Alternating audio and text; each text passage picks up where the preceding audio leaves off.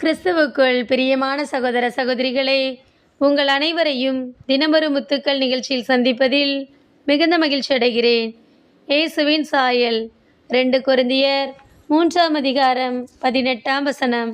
நாம் அனைவரும் முக்காடு இல்லா முகத்தினராய் ஆண்டவரின் மாட்சியை பிரதிபலிக்கிறோம். இவ்வாறு மேன்மேலும் ஆட்சி பெற்று அவர் சாயலாக மாற்றமடைகிறோம். இவையெல்லாம் ஆவியாம் ஆண்டவரின் சாயலை.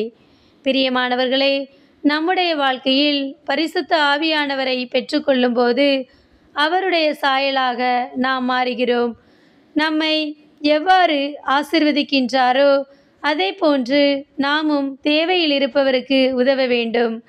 இயேசு இந்த பூமியில் வாழ்ந்தபோது நோயாளிகளை குணமாக்கினார், பார்வையற்றோருக்கு பார்வை கொடுத்தார், இறந்தோரை உயிரோடே எழுப்பினார்.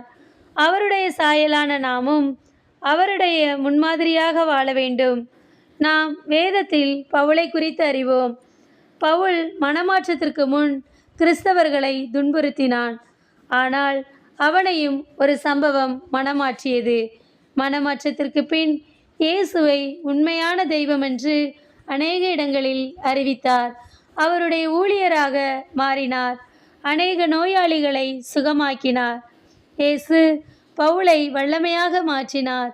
அவருடைய சாயலை போன்று அன்பும் இரக்கமும் நிறைந்த வாழ்க்கை வாழ்ந்தார்.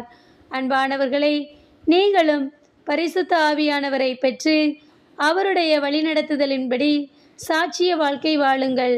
இறைவனோடு எப்போதும் இணைந்திருங்கள். எப்போதும் தேவ சமூகத்தில் அமர்ந்து ஆவியில் நிரம்பி ஜெபியுங்கள். அவர் உங்களையும் வல்லமையாய் பயன்படுத்துவார். அன்பு இறைவா, என்னுடைய பாவங்கள் யாவையும் மன்னித்து என்னை உம்முடைய சாயலாக மாற்றும்.